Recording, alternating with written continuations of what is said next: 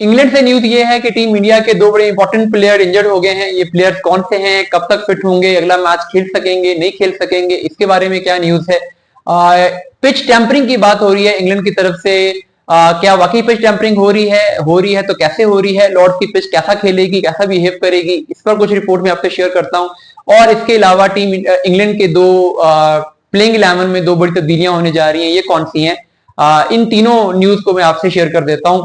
देखिए, जो पहली खबर है पिच टेम्परिंग की, तो वो ऐसा है कि अब जो पहले दो मैचेस में पिच ऑफर की गई थी इंडिया को, उस पिच में जो नतीजे निकले हैं उसके बाद ये बात तो क्लियर होगी कि ये पिच इंग्लैंड की बजाय इंडिया को सूट करती थी। हालांकि कहा गया कि बेसबॉल के लिए स्पोर्टिंग पिचेस जरूरी हैं, लेकिन इतनी बैटिंग पिचेस, इतनी फ्लैट पिचेस, और वो भी टॉस जीत के इंडिया को बैटिंग कर देना इंग्लैंड को इतना महंगा पड़ा है कि अब इंग्लैंड ने ये प्लान किया है कि वो जो उनका तीसरा टेस्ट मैच है लॉर्ड्स के लिए, उसके लिए पिच चेंज करेंगे। पिच में क्या चेंज होगा, ओब्वियसली थोड़ी सी पेसर फ्रेंडली पिच होगी। वैसे तो मौसम बहुत गर्म है और इनिशियली ये एक्सपेक्टेड था कि जो इनिशियली लॉर्ड की पिच बन रही थी वो बैटिंग फ्रेंडली बन रही थी, लेकिन पिच टेम्परिंग की बात इसलिए की जा रही है कि अब लास्ट मोमेंट पे क्रिएटर को कहा गया है कि उसमें कुछ तब्दीलियां करें, उसको थोड़ा सा फास्ट बॉलिंग फ्रेंडली बनाएं, थोड़ा सा उसमें बाउंस इंक्रीज करें, थोड़ा सा उसमें मॉइस्चर बढ़ाएं। तो ये चीजें करने से पिच में कुछ जान तो आ जाएगी।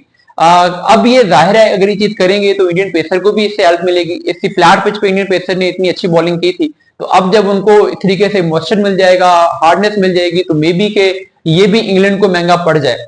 एनी हो, इंग्लैंड की टीम दो तब्दीलियां करने जा रही है प्लेइंग 11 में। जोफ्रा आर्चर वापस आ गए हैं। ब्रेंडन मैकलम ने कहा कि जबरदस्त फॉर्म में है, जबरदस्त फिटनेस में है, जबरदस्त शेप में है, तो वो ये मैच खेलेंगे। इसके अलावा गस एटकिंसन जो हैं उनके बॉलिंग ऑलराउंडर, वो भी वापस आ गए हैं, वो भी ये मैच खेलेंगे। एटकिंसन आई थिंक वोक्स की जगह पे स्क्वाड में आएंगे, और जो जोफ्रा आर्चर हैं वो शोएब बशीर की जगह पे टीम में आएंगे।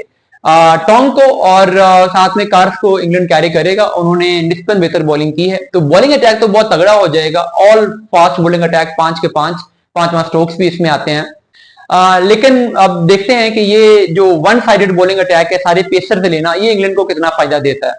टीम इंडिया के कैंप से खबरें ये हैं कि दो प्लेयर्स की इंजरीज की रिपोर्ट है। ये जो दो प्लेयर्स हैं बड़े नाम हैं। एक तो आपने पिछले मैच में भी देखा होगा, आखिरी दिन जो एजबेस्टन टेस्ट मैच का आखिरी दिन था, वहां पे मोहम्मद सिराज को कम बॉलिंग करवाई गई और कुछ डाउट थे कि शायद कोई प्रॉब्लम है।